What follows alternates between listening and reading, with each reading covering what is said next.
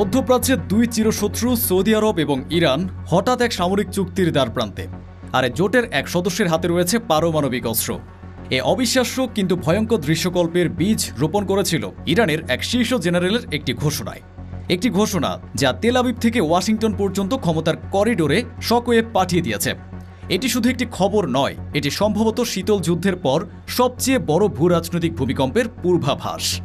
কোনো সাধারণ সামরিক কর্মকর্তা নন, বরং ইরানের সর্বোচ্চ নেতা আয়াতুল্লাহ খামেনির অন্যতম বিশ্বস্ত উপদেষ্টা। তার প্রতিটি কথাই তেহরানের সর্বোচ্চ পর্যায়ের নীতির প্রতিফলন। সম্প্রতি তিনি যা বলেছেন তা কয়েক দশক ধরে চলে আসা মধ্যপ্রাচ্যের ভূ রাজনৈতিক সমীকরণকে ভেঙে চুরমার করে দেওয়ার জন্য যথেষ্ট। তিনি প্রস্তাব দিয়েছেন ইরানকে পাকিস্তান ও সৌদি আরবের সদ্য স্বাক্ষরিত প্রতিরক্ষা চুক্তিতে অন্তর্ভুক্ত করা হোক। লক্ষ্য একটি অভিন্ন মুসলিম মিলিটারি ফোর্স বা মুসলিম ন্যাটো তৈরি করা। কিন্তু এটা কি শুধুই একটি প্রস্তাব, নাকি পর্দার আড়ালে চলা এক বিশাল ভূরাজনৈতিক খেলার প্রথম প্রকাশ্য চাল?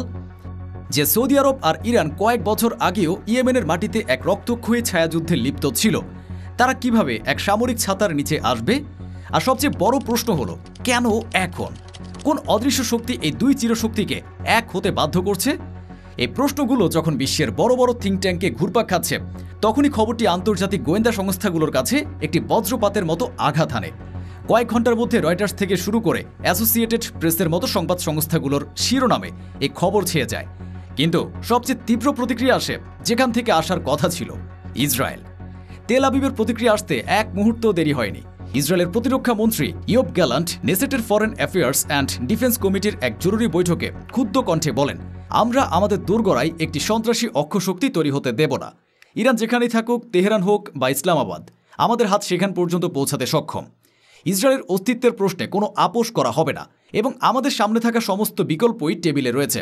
ইসরায়েলি গণমাধ্যম হারেজ মোসাদের একজন প্রাক্তন পরিচালকের উদ্ধৃতি দিয়ে লেখে, এটি কেবল একটি জোট নয়, এটি আমাদের জন্য একটি কৌশলগত দুঃস্বপ্ন। ইরানের প্রক্সি বাহিনী, পাকিস্তানের পারমাণবিক বোমা এবং সৌদি আরবের অর্থ, এই তিনটি একসাথে হলে যে শক্তি তৈরি হবে তা মোকাবেলার জন্য আমাদের নতুন করে সব পরিকল্পনা সাজাতে হবে। এই উত্তেজনার মধ্যেই ওয়াশিংটনের নীরবতা ছিল রহস্যময় এবং উদ্বেগজনক। হোয়াইট হাউস প্রথমে কোনো আনুষ্ঠানিক প্রতিক্রিয়া দিতে অস্বীকার করে, যা সৌদি আরবের সাথে তাদের জটিল সম্পর্কেরই ইঙ্গিত দেয়। কিন্তু পর্দার আড়ালে চলছিল চরম অস্থিরতা। সিএনএন পেন্টাগনের একজন উচ্চপদস্থ কর্মকর্তার বরাত দিয়ে জানায়, আমরা হতবাক, সৌদিরা আমাদের সাথে এ বিষয়ে কোনো আলোচনাই করেনি, এটা আমাদের পিঠে ছুরি মারার মতো। অবশেষে স্টেট ডিপার্টমেন্টের একজন মুখপাত্র একটি সংক্ষিপ্ত বিবৃতিতে বলেন, আমরা মধ্যপ্রাচ্যে উত্তেজনা প্রশমনের জন্য আমাদের মিত্রদের সাথে কাজ করছি। কিন্তু আন্তর্জাতিক সম্পর্ক বিশ্লেষকদের কাছে এই দুর্বল বিবৃতির অর্থ ছিল পরিষ্কার। ওয়াশিংটন ভিত্তিক think tank Centre for Strategic and International স্টাডিজের একজন সিনিয়র ফেলো মন্তব্য করেন, আমেরিকা মধ্যপ্রাচ্যে তার নিয়ন্ত্রণ হারিয়ে ফেলেছে।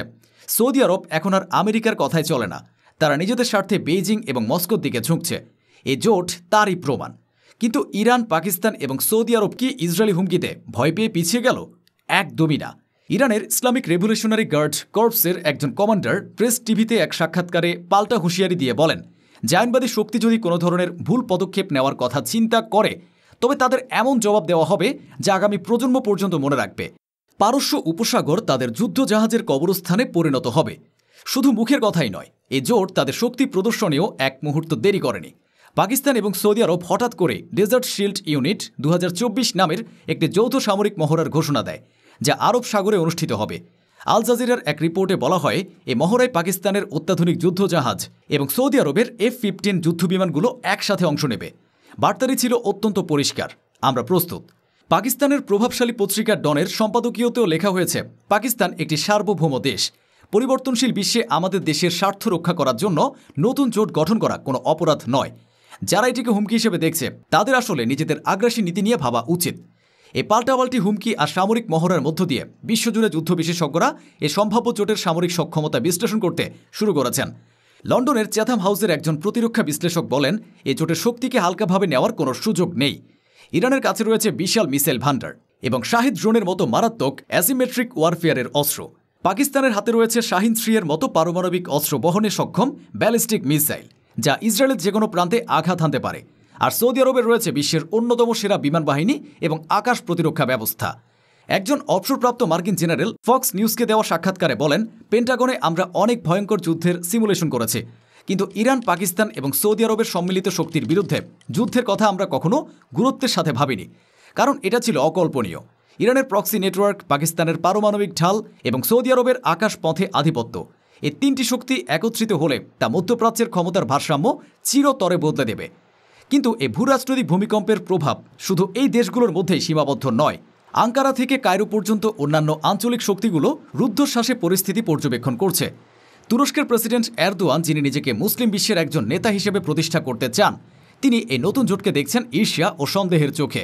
একদিকে তিনি যেমন মার্কিন প্রভাবমুক্ত একটি মুসলিম জোটকে স্বাগত জানাতে পারেন, তেমনি অন্যদিকে সৌদি আরবের নেতৃত্বে এমন একটি শক্তিশালী জোট তার নিজের প্রভাব বিস্তারের পথে একটি বড় বাধা হয়ে দাঁড়াতে পারে।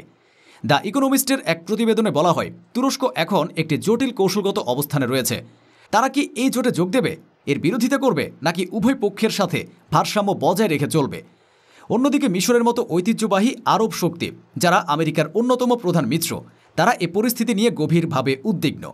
কায়রোর নীতি নির্ধারকরা দেখছেন যে তাদের দীর্ঘদিনের মিত্র সৌদি আরব এমন এক পথে হাঁটছে যা পুরো অঞ্চলের স্থিতিশীলতাকে বিপন্ন করতে পারে। কিন্তু সবচেয়ে ভয়ঙ্কর যুদ্ধটি হয়তো কোনো যুদ্ধক্ষেত্রে হবে না।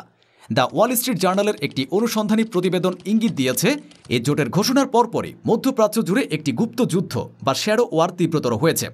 ইসরায়েলের মোসাদ এবং ইরানের কুদস ফোর্সের মধ্যে সাইবার স্পেসে এবং বিভিন্ন দেশে গুপ্ত অভিযান বহু গুণে বেড়ে গেছে। ইরানের পারমাণবিক স্থাপনার কম্পিউটার নেটওয়ার্কে এবং সৌদি আরবের তেল শোধনাগারের কন্ট্রোল সিস্টেমে রহস্যময় সাইবার হামলার ঘটনা ঘটেছে। অন্যদিকে ইউরোপে বেশ কয়েকজন ইরানি ভিন্ন মতাবলম্বী গুপ্ত হত্যার শিকার হয়েছেন, যার পেছনে মোসাদের হাত রয়েছে বলে সন্দেহ করা হচ্ছে। এই অদৃশ্য যুদ্ধ যে কোনো মুহূর্তে একটি প্রকাশ্য সংঘাতে রূপ নিতে পারে। এই খেলার পেছনে থাকা নেতাদের মনস্তত্ত্ব বোঝাটাও জরুরি। সৌদি আরবের ক্রাউন প্রিন্স মোহাম্মদ বিন সালমান শুধু একজন শাসক নন, তিনি একজন স্বপ্নদর্শী এবং একই সাথে একজন বাস্তববাদী। তিনি তার ভিশন 2030 প্রকল্পের মাধ্যমে দেশকে তেলের উপর নির্ভরশীলতা থেকে বের করে আনতে চান। তিনি বুঝতে পেরেছেন যে আমেরিকার দেওয়া নিরাপত্তা ছাতা আর নির্ভরযোগ্য নয়, তাই তিনি নিজের নিরাপত্তার জন্য একটি নতুন স্থাপত্য তৈরি করছেন, যেখানে শত্রুদের বন্ধু বানাতে হতে পারে। তার কাছে এটি মার্কিন বিরোধিতা নয়, বরং সৌদি আরবের স্বার্থ রক্ষা। অন্যদিকে পাকিস্তান এই জটিল খেলায় তার ভূরাজনৈতিক অবস্থানকে ব্যবহার করে এক অবিশ্বাস্য চাল দিয়েছে। বছরের পর বছর ধরে মার্কিন সাহায্য এবং চীনের ঋণের মধ্যে ভারসাম্য রক্ষা করে চলা দেশটি এখন এই জোটের সামরিক স্তম্ভ হয়ে নিজেকে এক নতুন উচ্চতায় নিয়ে গেছে।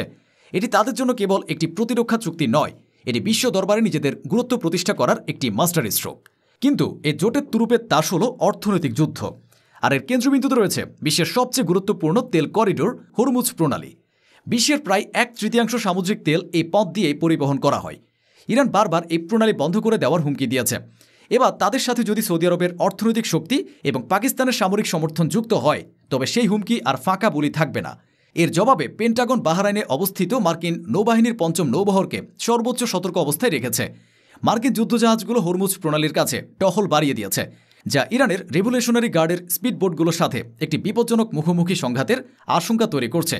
শুধুমাত্র এই গুজবের ভিত্তিতেই বিশ্ববাজারে তেলের দাম 15% বেড়ে গেছে। টোকিও থেকে নিউ ইয়র্ক পর্যন্ত শেয়ার বাজারে নেমেছে ধস। এই চরম উত্তেজনার মুহূর্তে দাবার ছকের সমস্ত গুটি সাজানো হয়ে গেছে। তখন আমাদের সেই দুটি মূল প্রশ্নে ফিরে যেতেই হবে। একসময় যা ছিল অকল্পনীয়, কি হবে যদি মধ্যপ্রাচ্যের দুই চিরশত্রু সৌদি আরব এবং ইরান সত্যি এক সামরিক জোটে পরিণত হয়? আর কি হবে যদি সেই জোটের এক সদস্যের হাতে থাকে এ অঞ্চলের একমাত্র পারমাণবিক অস্ত্র? এই প্রশ্নগুলো এখন আর কোনো তাত্ত্বিক আলোচনা নয়, বরং এটি হলো সে ভয়ঙ্কর বাস্তবতা যা মার্কিন যুক্তরাষ্ট্রকে মোকাবিলা করতে হচ্ছে।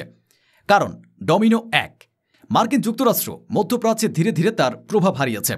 ডমিনো 2, সে শূন্যস্থানে প্রবেশ করেছে চীন ও রাশিয়া। ডমিনো 3, সৌদি আরব আমেরিকার নিরাপত্তা প্রতিশ্রুতির উপর আস্থা হারিয়ে বিকল্প খুঁজছে। ডমিনো 4, আর সেই বিকল্প হিসেবে তৈরি হচ্ছে এই নতুন জোট যা মার্কিন যুক্তরাষ্ট্রের প্রভাবের বাইরে। এটি শুধু একটি আঞ্চলিক জোট নয়, এর পেছনে রয়েছে রাশিয়া ও চীনের কৌশলগত সমর্থন। রাশিয়া চাইছে ন্যাটোর বিরুদ্ধে একটি নতুন ফ্রন্ট খুলতে, আর চীন চাইছে মার্কিন ডলার এবং প্রভাবমুক্ত একটি নতুন বিশ্ব ব্যবস্থা তৈরি করতে।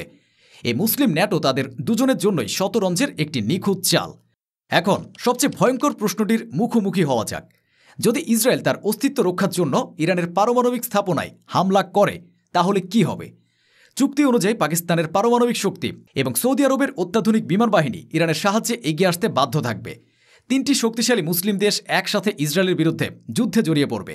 এটি এমন এক যুদ্ধ যা পুরো বিশ্বকে তৃতীয় বিশ্বযুদ্ধের দ্বার প্রান্তে নিয়ে যেতে পারে। এখনও এই জোট কাগজে কলমে চূড়ান্ত হয়নি, এটি এখন একটি প্রস্তাব। কিন্তু এই প্রস্তাবটি মধ্যপ্রাচ্যের ক্ষমতার ভারসাম্য চিরতরে বদলে দিয়েছে। এ জোট হোক বা না হোক, ইরান, সৌদি আরব এবং পাকিস্তান বিশ্বকে একটি বার্তা পরিষ্কারভাবে দিয়ে দিয়েছে, তারা আর পশ্চিমা বিশ্বের নিয়মে খেলবে না।